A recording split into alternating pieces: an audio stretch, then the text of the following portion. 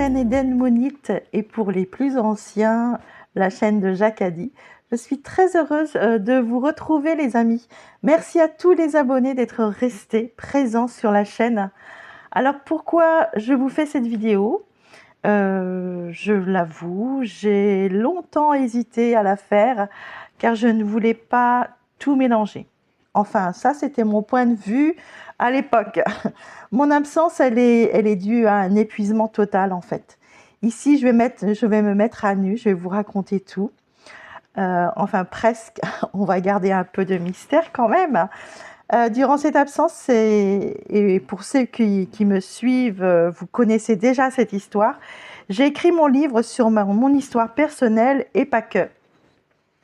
Voilà, en septembre dernier, donc en 2025, mon livre est sorti et pour moi c'était comme un accouchement. Je l'ai vécu vraiment comme un parcours de grossesse, vraiment avec les montées et les descentes hormonales, je vous raconte pas.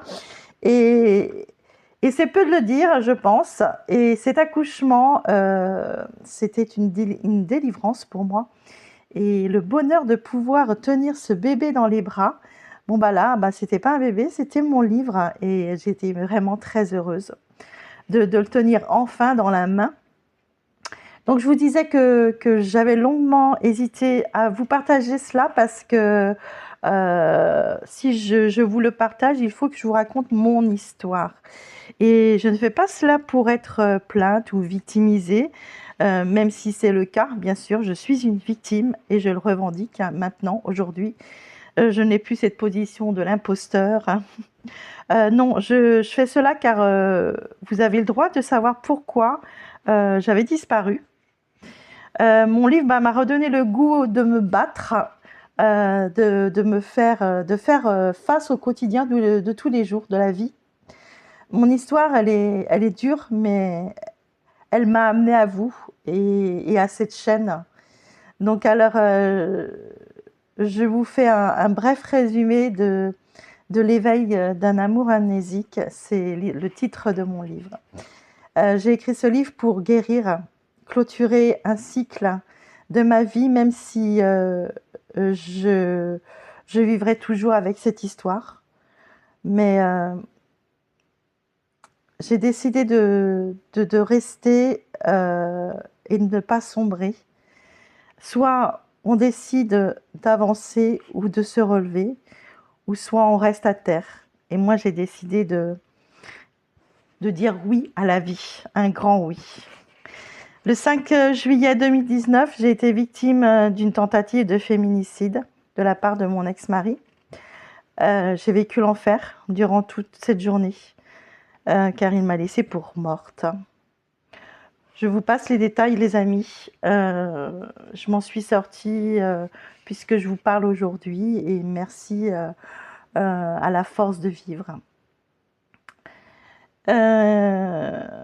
Je vous épargne les détails de l'agression aussi, les blessures que cela peut laisser et la destruction d'une vie et d'une famille aussi. Il s'ensuit un combat de tous les jours pour survivre. Mais dans ce drame, quelques mois, moi je dirais à peu près 2 mois après, j'ai eu un éveil spirituel. Et je dirais pas violent, car la violence je la connais, mais fulgurant. Je le raconte dans mon livre, cet éveil est arrivé comme le Messie pour moi. Et sans lui, je n'aurais pas pu vivre tout simplement. Il m'a sauvé la vie. C'est pour cela que j'ai longtemps hésité, les amis, pour cette vidéo. Dans mon livre « L'éveil d'un amour amnésique », je raconte tout sur ce parcours d'éveil. J'ai énormément de gratitude envers l'univers, le ciel, l'invisible, car cela, comme je vous l'ai dit, ça m'a sauvé la vie. J'ai vécu ce drame avec beaucoup de résilience grâce à cet éveil. Alors, je ne dis pas que je ne suis pas passée par la colère, mais cela a apaisé cette colère. Cela m'a permis de traverser tous les passages de ce deuil qui étaient la Céline d'avant, 2019, et celle d'aujourd'hui. Ça m'a permis de devenir celle d'aujourd'hui. Dans l'éveil d'un amour amnésique, je raconte mon Noémie aussi, que j'ai vécu aussi ce 5 juillet 2019.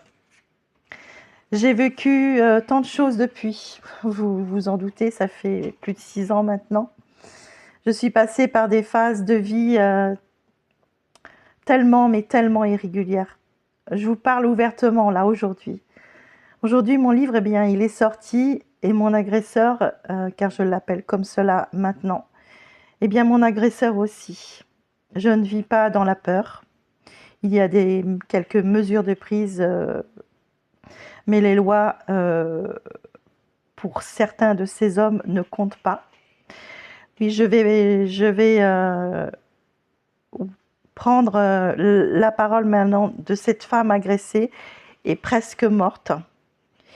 Il y a eu un procès aux assises, 10 ans de prison. Et oui, 10 ans pour avoir étranglé et frappé sa femme. C'est bien peu à mon égard. Enfin, en tous les cas, moi, c'est ce que je pense.